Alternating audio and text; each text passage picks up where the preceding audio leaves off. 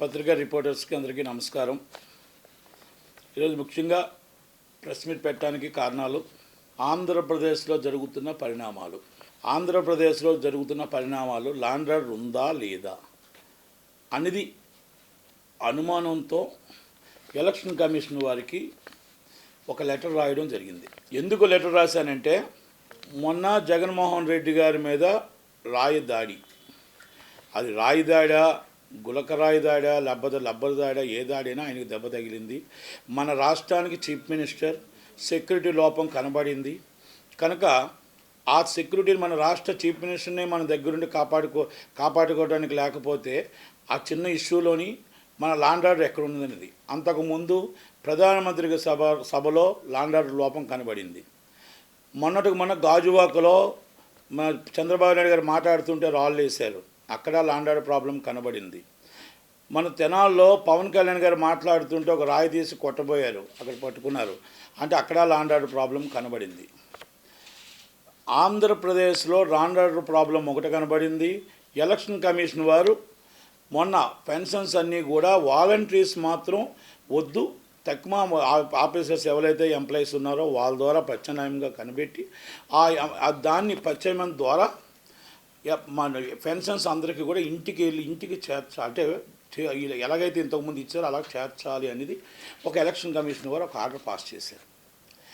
అంటే లక్షల మంది ఉద్యోగస్తులు ఉండి కూడా చీఫ్ సెక్రటరీ గారు ఒక కావాలనో లేకపోతే దాంట్లో ఫెయిల్ అయ్యారనో తెలియదు, కానీ ఆయన మాత్రం ఎవరైతే పెన్షనర్స్ ఉన్నారో చాలామందిని దీంట్లో మంచాల మీద తీసుకురావడం, వైసీపీ వాళ్ళు కూడా చాలామంది ఇది ట్రోలింగ్ చేయడం, ఇది దాన్ని ఒక వైసీపీ అధికార పార్టీకి లాభం చేయిస్తూ ప్రతిపక్షానికి నష్టం కలిగే విధంగా చీఫ్ సెక్రటరీ గారు ఆ ప్రజల ప్రాణాలు పోవడం వల్ల చీఫ్ సెక్రటరీ గారు బాధ్యత వహించాలి, అంటే అక్కడ లోపం కనబడింది. ఈ లోపాలన్నీ కూడా మొత్తం టోటల్గా ఏదైతే లోపభూయిష్టంగా ఉందో డీజీపీ రాజేంద్రనాథ్ రెడ్డి గారు, అలాగే మందు ఏర్లే పాడుతుంది వాసుదేవరెడ్డి గారు ఉన్నారు, ఆయన రెడ్డి గారే వాసుదేవరెడ్డి గారు, అలాగే అక్కడ మన జవహర్ రెడ్డి గారు, అక్కడ మొత్తం టోటల్గా ఇవన్నీ ఏదైతే ఉన్నాయో ఈ పరిణామాలన్నీ కూడా మన ఎలక్షన్ కమిషన్ వారి దృష్టికి తీసుకురావడం జరిగింది. అయ్యా, రేపు 19వ తారీఖు నాడు నామినేషన్ల పర్వం స్టార్ట్ అవుతుంది. మే 13 దాకా ఎలక్షన్స్ ఉన్నాయి. లాండ్ ఆర్డర్ ఇష్యూస్ రావడానికి అవకాశాలు ఉన్నాయి కనుక ఇలాంటి విషయాలన్నీ కూడా మీరు తమరు ఆలోచించి కేంద్ర బలగాలను దింపి ఇక్కడ డీజీపీ గారిని కానీ మన చీఫ్ సెక్రటరీ గారిని కానీ వీళ్ళ వాసుదేవరెడ్డి గారు అందరినీ కూడా మీరు వాళ్ళ మీద చూసి యాక్షన్ తీసుకొని కేంద్ర పాలిత పారామిలిటరీ బలగాలతో ఎలక్షన్ జరిపించాలి. ఎవరికి ప్రతిపక్షానికి అధికార పక్షానికి ఎవరికి లాండ్ ఆర్డర్ ప్రాబ్లం లేకుండా ఓటర్ అనేవాళ్ళు స్వచ్ఛందంగా ఓటు వేసే విధంగా ఏ ఇబ్బందులు రాకుండా చేయడానికి మీరు యాక్షన్ తీసుకోవాలని ఒక లెటర్ రాయడం జరిగినది. 3 పేజీల లెటరు మొత్తం టోటల్గా వివరంగా జరిగినది. ఎందుకు జరిగిందంటే, అయ్యా 2019లో ఎలక్షన్స్ ముందు ఎయిర్పోర్ట్లో ప్రతిపక్ష నాయకుడిగా ఉన్న జగన్మోహన్ రెడ్డి గారి మీద దాడి జరిగింది. అది కోడికత్తి దాడి అన్నారు. కోడికత్తి దాడి జరిగిన తర్వాత ఆ దాడి ఎందుకు జరిగింది, ఎవరు చేశారు అనేది ఇప్పుడు దాకా కూడా ఎవరికి ఇంకా ఇప్పటికీ తెలియదు. ఎన్ఐఏ ఇంకా దర్యాప్తులో ఉంది. దాదాపు 5 సంవత్సరాల ఎవరైతే ఆ కేసు చేశాను అన్నాడో సానుభూతిపరుడిని నేను చేశాను అని చెప్పేసి ఆ అబ్బాయి ఏదో స్టేట్మెంట్ ఇవ్వడం జరిగింది. దాన్ని పూర్తి కాకుండా ఆయన మొన్న నెల రోజుల క్రితమే బెయిల్ మీద రావడం జరిగింది. అది మరి జగన్మోహన్ రెడ్డి గారు ఎందుకు సీరియస్గా తీసుకోలేదో, ప్రతిపక్షంలో ఉండేటప్పుడు ఒక ఎయిర్పోర్ట్లో దాడి జరిగింది కాబట్టి మీరు ఎవిడెన్స్కి వెళ్ళి నా మీద దాడి చేసిన వాళ్ళు ఎవరు అంటే ప్రతిపక్షాలు చేయించాయని ఆ రోజు అన్నారు. మరి ఆ తర్వాత సానుభూతి కోసం చేయించానని ఆయన అబ్బాయి అన్నాడు. ఇది ఏది నిజం ఏది అబద్ధం అని చీఫ్ మినిస్టర్ గారు ఎందుకు 5 సంవత్సరాలు మర్చిపోయాడో మరి అర్థం కాలేదు. పోనీ ఆయన జాలి చూపించి పోన్లే తప్పు జరిగిందని చెప్పి క్షమాభిక్ష ఏమైనా పెట్టాడా అంటే ఆ క్షమాభిక్ష కూడా పెట్టలేదు. ఆ తల్లి తండ్రి ఆ అబ్బాయి మీద ఆధారపడిన వాళ్ళంతా నడి రోడ్డు మీద పడిపోయి ఆఖరికి కొంతమంది లాయర్లు సహాయంతో ఏదో ఒక నెల రోజుల క్రితం వచ్చాడు. ఇది కూడా మరి ఆ దాడి ఎలా జరిగింది ఏంటి అనేది ఇప్పటికీ కూడా ఎవరికి తెలియదు. తర్వాత వెంటనే గొడ్డల దాడి జరిగింది.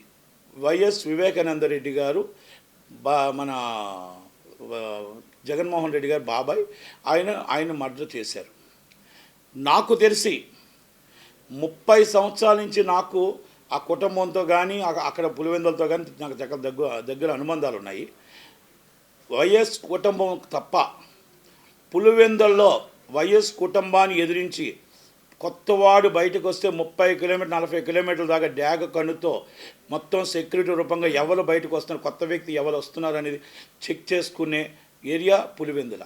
అంటే పులివెందుల్లో వైఎస్ ఫ్యామిలీ మీద ఇలాగా ఏ మాట అంటానికి కూడా రాని ఈ రోజుకి కూడా అలాంటి వ్యక్తికి బయట వ్యక్తి వచ్చి ఎలా మర్డర్ చేశారు, ఎలా జరిగింది, అది సిబిఐ విచారణలో ఉంది కాబట్టి నేను అంత దాకా వెళ్ళట్లేదు.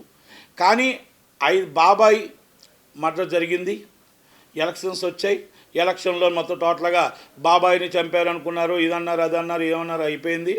ఎలక్షన్స్ అయిపోయిన తర్వాత ఇన్వెస్టిగేషన్లో 5 సంవత్సరాలు అయినా కూడా ఈ రోజుకి బాబాయిని ఎవరు చంపారో చెప్పలేకపోయారు. మొన్న మాత్రం పొద్దుటూరులో దేవుడికి తెలుసు, నాకు తెలుసు అన్నది జనాలకు తెలుసు అన్న. జనాలకైతే ఎవరికి తెలియదు, కానీ దేవుడికి మీకు తెలుసు. దేవుడు మనకు చెప్పడు కాబట్టి, ఈయన మనకు చెప్పడు కాబట్టి ఎవరు చంపారు అనేది సిబిఐ వాళ్ళకైనా చెప్పాలి. సిబిఐ వాళ్ళు చెప్పిన అభియోగం ప్రకారం శర్మిలమ్మ గారు, సునీతమ్మ గారు చెప్తున్నారు అవినాష్ రెడ్డి గారి మీద అభియోగం ఉంది కనుక ఇలా మా నాన్నని చంపారు అని చెప్పి ఆ అమ్మాయి ఒక్కరితో మాత్రం సుప్రీంకోర్టు దాకా తిరుగుతుంది. కనుక ఆ ఎలక్షన్లో అక్కడ ఇష్యూ జరిగింది. ఆ ఇష్యూ జరిగేటప్పుడు మొత్తం టోటల్గా వచ్చి ఆ అమ్మాయి ఈ రోజు దాకా కూడా ఆస్తులు లేకో లేకపోతే డబ్బులు లేకో లేకపోతే ఇంకోటి లేకో వెల్ సెటిల్డ్ ఆల్రెడీ వాళ్ళ నాన్నగారు ఆ పాపకి ఇచ్చేయలేరు. కానీ వైఎస్ రాజశేఖర రెడ్డి గారి సోదరుడుగా నా నాన్నని ఎవరు చంపారో నాకు తెలియాలని సుప్రీంకోర్టు దాకా తిరుగుతూనే ఉంది. ఓకే, శర్మిలమ్మ గారిది అక్కడ అన్నదమ్ములది ఏం గొడవ వచ్చిందా ఏంటని ఆ జోలికి నేను వెళ్ళట్లేదు. కానీ ఆమె ఒక పార్టీ పిసిసి అధ్యక్షురాలుగా అక్కడ ఎంపీగా నించున్నది. అక్కడ ఇద్దరు అక్కజల్లుల్లో కలిపి అన్న మీద దండయాత్రకు వచ్చారు. అన్న మీద దండయాత్రకు వచ్చేటప్పుడు వాళ్ళు మాట్లాడుతున్న మాటలకు ఒక్కటి కూడా దండయాత్ర సమాధానం చెప్పలే. కానీ రాజన్న బిడ్డ అని ఒక వివేకానంద రెడ్డి బిడ్డ అని కాకుండా అసభ్యకరంగా ఇష్టం వచ్చినట్టు మీ రాజన్న కుటుంబంలోని బిడ్డే కదా, ఆమెను కూడా ఇష్టం వచ్చినట్టు ట్రోలింగ్లు చేయడం, మాట్లాడడం, ఎవరు ఇష్టం వచ్చినట్టు. అలాగే మన విమలమ్మ గారు, ఈమెకి మేనత్తే ఆయనకి మేనత్తే, ఆమె కూడా చెప్పిన దాంట్లో నిజం కనబడట్లేదు. కనుక చనిపోయింది మీ అన్నగారు ఎవరు చేశారు అనేది బయటికి మనం చెప్పలేనప్పుడు ఈ ఆంధ్రప్రదేశ్లో గవర్నమెంట్ ఏంటి అని ఆలోచించే లోపలే జగన్మోహన్ రెడ్డి గారి మీద దాడి జరిగింది. నియర్ 50 feet and 60 feet 1400 మంది పోలీసుల బందోబస్తులో Z+ కేటగిరీలో ఒక రాష్ట్ర చీఫ్ మినిస్టర్కే బందోబస్తు న్యాయం జరగకపోతే ఇంకెవరో జరుగుతుంది. ఆయనకి ఒక 50 feet దూరంలో ఒక రాయి తగిలిందంట. అది రాయి తగిలిందా, ఒక లబ్బర్ తగిలిందా, ఏం తగిలిందా అది ఇన్వెస్టిగేషన్లో వాళ్ళు తేలుస్తారు. కానీ ఆ రాయి ఇక్కడ తగిలింది దెబ్బ. ఆ దెబ్బ మన ఎల్లంపల్లి శ్రీనివాస్ గారు తగిలింది. ఆయన మొత్తం కన్ను మూసేశారు దెబ్బ తగిలిసింది కాబట్టి మొత్తం. కనుక అయితే మనం ఇక్కడ ఒకటే అడుగుతున్నాం, కరెంటు పోయిన దానికి సిపి గారు ఒక సాక్ చెప్తున్నారు. అక్కడ ఆల్రెడీ సెక్యూరిటీ రీజన్స్ ఉన్నాయి కాబట్టి మేము ఆల్రెడీ కరెంటు మేమే తీసామంటున్నారు. ఇది తప్పు. మీకు సెక్యూరిటీ రీజన్స్ ఉండదు, కరెంటు వేసి ఉంచాలి. ఎలా సెక్యూరిటీ రీజన్స్ ఉంటాయి? మీకు ఆ హైట్ ఉందని లేకపోతే ఇంకోటి ఉందనేది ఇది కరెక్ట్ కాదు. మీరు చెప్పిన దాంట్లో కరెక్ట్ నిజం కనబడట్లేదు అనేది ఒకటి. నిన్న చెప్పిన దాంట్లో ఒక రాయి తగిలింది, రాయికి మేము గుర్తించడానికి ప్రయత్నం చేస్తాం అంటున్నారు. నిజంగా రాయే తగిలేటట్టయితే ఆ దెబ్బ చాలా ఫోర్స్ మీద వస్తుంది. అంటే ఒక షార్ప్ షూటర్ అయినా కొట్టాలి, లేకపోతే ఎవరైనా సరే అంత దూరం నుంచి కొడితే, ఒక షార్ప్ షూటర్ అయినా ఎవరైనా చేస్తే ఒక రాయి అయితే మాత్రం చాలా బలంగా తగులుతుంది. నేను అనుకుంటున్నాను ఈ క్యాట్లాక్ మీద ఏదైనా లబ్బర్ లాంటిది ఏదైనా ఇవి ఉంటాయి కదా, లబ్బర్స్ బుల్లెట్ల టైపులో చిన్నవి, ఆ దాంతో ఎవరైనా షార్ప్ షూటర్ ఎవరైనా ప్రయోగించారేమో అన్నది అనుమానం మాత్రమే. ఏది ఏమైనా ఎవరు ఏం చేసినా నియర్ 50 feet అవ్వచ్చు, 60 feet అవ్వచ్చు, కానీ 1000 feet దాకా మనకి సెక్యూరిటీ అనేది మనం ముందు అండర్లో చీఫ్ మినిస్టర్ అండర్లో తీసుకుంటాం. అది పక్కిళ్ళున్నా, ఎదురిళ్ళున్నా, అక్కడ స్కూల్ ఉన్నా, ఏమున్నా పైన మన కానిస్టేబుల్ కానీ ఎస్ఐ కానీ కింద ఉంటారు, పైనుంచి కింద ఉంటారు, కింద చెకింగ్ ఉంటారు, కింద ఉంటారు. అంటే నియర్ బై మొత్తం టోటల్గా అంతా కూడా మన సరౌండింగ్ తీసుకుంటాం. 1400 మంది పోలీసులు ఉన్నారు, 5 రోప్ పార్టీస్ ఉన్నారు. ఒక మొత్తం టోటల్గా మా ఇది Z+ కేటగిరీలో మొత్తం టోటల్గా గూగుల్ స్పెట్స్ పెట్టుకొని వాళ్ళకి 1000 ఫీట్ దాకా మొత్తం టోటల్గా చిన్నది వచ్చినా కూడా వాళ్ళకి కనబడుతుంది. అందుకే అక్కడ సెక్యూరిటీ కాపలా కాసుకుంటాం. అక్కడ కానీ దెబ్బ తగులుతుంది అనుకుంటే, అక్కడ ఎవరైతే సెక్యూరిటీ చేసిన వ్యక్తి దెబ్బ తగులుతుంది అనుకుంటే ఆ దెబ్బని ఆపడానికి సెక్యూరిటీకి ముందు తగలటానికి ఆ సెక్యూరిటీ అనేది మొత్తం టోటల్గా చీఫ్ సెక్యూరిటీ ఆఫీసర్స్ ఉంటారు, రీజన్స్ ఉంటాయి. ఆ మనిషిని కాపాడటం కోసం వాళ్ళ దాటి రావాలే తప్ప వాళ్ళంతా ఏమయ్యారు. జగన్మోహన్ రెడ్డి గారికి డైరెక్ట్గా వెల్లంపల్లి గారికి ఎలా తగిలింది, ఈ సెక్యూరిటీ ఆఫీసర్స్ అంతా ఏమయ్యారు, కింద ఉన్న వాళ్ళంతా ఏమయ్యారు, 1400 మంది పోలీసులు ఏమయ్యారు, ఆ వ్యక్తి కింద నుంచి సైలెంట్గా నడుచుకుంటూ ఎలా వెళ్ళిపోగలిగాడు. ఇది మెయిన్ ఇంపార్టెంట్. ఎందుకంటే పైన పోలీసు వాళ్ళు ఉంటారు, ఇక్కడ ఇంట్లో పక్కింట్లో పోలీసు వాళ్ళు ఉంటారు, ఇక్కడ ఉంటారు, కిందన పోలీసు వాళ్ళు ఉంటారు, చెకింగ్ ఉంటారు. ప్రతి ఇంటికి నియర్ బై 1000 ఫీట్, నేను 50 ఫీట్ అంటున్నారు కదా, 1000 ఫీట్ దాకా మన ఆధీనంలో ఉంటుంది. మనం చీఫ్ మినిస్టర్ వస్తున్నాడంటే మొత్తం డాగ్స్తో ప్లానింగ్తో 1/2 కిలోమీటర్ దాకా మొత్తం టోటల్ క్లియర్ చేసుకుంటూ వస్తామా కాదా? ఇది సెక్యూరిటీ లోపం ఉందా లేదా? ఇది లా అండ్ ఆర్డర్ ప్రాబ్లం ఉందా లేదా? ఇది ఎవరు చేయించారు? ప్రతిపక్షం చేయించారా, అధికార పక్షం చేయించారా, ఎవరు చేయించారు? లేకపోతే ఆకతాయిలు చేశారా? ఇది ఆకతాయిలు చేసే పనిలాగా కనబడట్లేదు. ఇది ప్రతిపక్షం మీద నెపం చేయడానికి మీకు జరిగిన ఇన్సిడెంట్ 15 నిమిషాల్లో ఎలా లైవ్ల్లో మనుషులు దొరికారు, ఎలా సోషల్ మీడియాలో వైరల్ అవుతుంది, ఎలా సోషల్ మీడియాలో మొత్తం టోటల్గా ఏడుపులు పెడబెబులతో ఎలా మీరు సోషల్ మీడియాలో మొత్తం టోటల్గా చేయగలిగారు. వైసీపీ కార్యకర్తలు అవ్వచ్చు, వైసీపీ నాయకులు అవ్వచ్చు, వితిన్ 15 మినిట్స్ అండ్ బైట్స్ ఎలాగొచ్చాయి. కొన్ని ఛానల్స్కి గబా బైట్స్ అప్ టు ఇచ్చాపురం నుంచి అప్ టు సోలూరుపేట దాకా ఎలా రాగలిగాయి, ఎలా మొత్తం టోటల్ అనంతపురం దాకా రాగలిగాయి. ఇవన్నీ కూడా అనుమానంతో పరిగణించాల్సినవే. ఇన్సిడెంట్ జరిగిన తర్వాత సోషల్ మీడియా ఒక్కసారి చెక్ చేస్తే social media within 10 minutes and 5 minutes ఒకటి మనం ఇక్కడ ఏదైనా మనం బయట తీసుకుంటే ఆ బయట మనం వెళ్ళడానికి కూడా మినిమం ఒక 10 మినిట్స్ 20 మినిట్స్ పడుతుంది, అప్లోడ్ చేయడానికి కూడా పడుతుంది. అలాంటిది మనకి 10 మినిట్స్లో సోషల్ మీడియాలో గగ్గోలు పెట్టే విధంగా ఎందుకు వచ్చింది? రాత్రి 1 గంట దాకా లైవ్లు పెట్టారంటే ఎవరి ఇష్టం వాళ్ళది, దానికోసం కూడా మనం మాట్లాడట్లేదు. ఇలాంటి విషయాల్లో ప్రతిపక్ష నాయకుడిని అబాస్పాలు చేసి ప్రతిపక్షాన్ని వీక్ చేయడం కోసం మీరు ఇక్కడ అధికార పక్షం చేసిందా, అధికార పక్షంకి కొంత కుంభకాస్తం ఛానల్స్ చేశాయా అనేది అనుమానించదగ్గ విషయం. ఇక్కడ నేనేమంటున్నానంటే ఇక్కడ ఏది జరిగినా ఏం జరిగినా దాడే జరిగింది కాబట్టి అది నిష్పక్షపాతంగా తేల్చాల్సిన ఈసీకి కంపల్సరీ ఆ బాధ్యత ఉంది. ఎందుకంటే ఎలక్షన్ కమిషన్కి ఒక 2019 కేసు ఏం జరిగిందో తెలియదు ఈరోజు దాకా. గొడ్డల పోటీ వివేకానంద రెడ్డి గారు ఎవరు చంపారో తెలియదు ఈరోజు దాకా.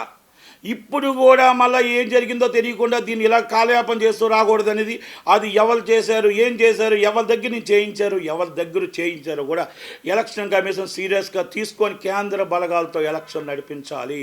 కేంద్ర బలగాలు రేపు 19 తారీఖు నుంచి రేపు మే 13 దాకా ఎలక్షన్ దాకా స్వేచ్ఛగా ఓటు వేసే విధంగా ఉండాలనేది నా మనవి. ఎందుకంటే నేను ఒక కంటెస్టింగ్ ఎమ్మెల్యేగా, ఒక సీనియర్ రాజకీయ నాయకుడిగా, నేను ఏ పార్టీకి నాకు సంబంధం లేకపోయినా ఒక ఆంధ్రప్రదేశ్లో ఉన్న పౌరుడిగా కంపల్సరీ న్యాయ నిర్ణయితగా ఒక స్వేచ్ఛగా ఓటు వేయడానికి ఉండాలి తప్ప ఇలాగ ఈ రాజకీయాలు ఒక చీఫ్ మినిస్టర్కే సెక్యూరిటీ లేనప్పుడు ఒక సామాన్య వ్యక్తికి ఏముంటుంది, నిలబడిన ఇండిపెండెంట్కి ఏముంటుంది, నిలబడిన ఒక క్యాండిడేట్కి ఏముంటుంది సెక్యూరిటీ. ఈ రవిడీజాలు ఈ రాజ్యాలు ఇవన్నీ దారుమారవ్వాలి. అలాగ అవ్వాలి అంటే కేంద్ర బలగాలతో ఎలక్షన్ నడిపించాలి. ఎలక్షన్ కమిషన్ సీరియస్గా తీసుకోవాలి. కేంద్ర ఎన్నికల సంఘం మన ప్రధానమంత్రి గారికి జరిగింది, మన ఈరోజు ప్రతిపక్ష నాయకుడికి జరుగుతుంది, అలాగే పవన్ కళ్యాణ్ గారికి జరిగింది, చీఫ్ మినిస్టర్ గారికి జరిగింది. ఇది ఎవరు చేశారనేది కావాలి. ప్రతిపక్షం అంటారా, నీకు తేల్చండి. అధికార పక్షం అంటారా, నీకు తేల్చండి. ఆకతాయిలా నీకు తేల్చండి. ఇది రాయితో పని కాదు. ఇన్వెస్టిగేషన్ గట్టిగా జరగాలి. ఇన్వెస్టిగేషన్ అనేది చాలా జాగ్రత్తగా జరగాలి. అన్ని వేల మంది పోలీసులు అంత Z+ కేటగిరీ సెక్యూరిటీలో ఆ రాయి కానీ, ఆ గులక కానీ, ఆ క్యాట్లాగ్ కానీ ఎలాగొచ్చింది, ఆ మనిషి స్వచ్ఛందంగా నడుచుకొని ఎలాగెలగలిగాడు బయటకు అనేది అక్కడ పోలీసుల వైఫల్యం ఉంది. అక్కడ station house officer immediately action తీసుకోవాలి. అక్కడ ఎక్కడైతే ఎలక్ట్రిసిటీ బోర్డు ఉందో అక్కడ ఏడీని, ఏఈని, ఎలక్ట్రికల్ ఇన్స్పెక్టర్ని అందరి మీద యాక్షన్ తీసుకోవాల్సిన బాధ్యత మన మీద ఉంది. అలాగే స్టేషన్ హౌస్ ఆఫీసర్ ఉన్నాడు, ఏసీపీ ఉన్నాడు, డీసీపీ ఉన్నాడు, అక్కడ సెక్యూరిటీ లోపల చీఫ్ సెక్యూరిటీ ఆఫీసర్ ఉన్నాడు. వాళ్ళ మీద ఇమ్మీడియట్లీ యాక్షన్ తీసుకోవాలి. జెడ్ ప్లస్ కేటగిరీ అంటే మామూలు విషయం కాదు. ఒక చీఫ్ మినిస్టర్కి ఇచ్చిన సెక్యూరిటీ మనం రావాలన్నా కలవాలన్నా మనకి ఎంత పెద్ద ప్రతిపాదనలు ఉంటాయో అని మీకు అందరికీ తెలిసిన విషయమే. ఒక రాయి ఎలాగొచ్చింది, ఓకే, నేను కూడా చూశాను. ఆ నియర్ బై స్కూల్ అంటున్నారు, ఇంకా పూర్తిగా నిర్ధారణకు రాలేదు. ఆ రాయి అక్కడ స్కూల్ నుంచి వచ్చినా కూడా 100 ఫీట్ వస్తుంది. 100 ఫీట్ దాకా అంత ఫోర్స్లో రాయి వస్తుందా? ఆ రాయి అక్కడ తగిలి ఇక్కడ ఎందుకు తగులుతుంది? ఒక్కసారి ఆలోచించమంటున్నా. ఇవన్నీ కూడా ఇది రాజకీయ వైరాలు ఉండొచ్చు. ఓకే, మీరు వాళ్ళని వాదించుకోండి, మీరు వాళ్ళని వాదించుకోండి. ఇక్కడ ప్రజలను అన్యాయం చేయొద్దు, ప్రజలను ఇబ్బంది పెట్టొద్దు. స్వచ్ఛందంగా ఓటు వేయాలి.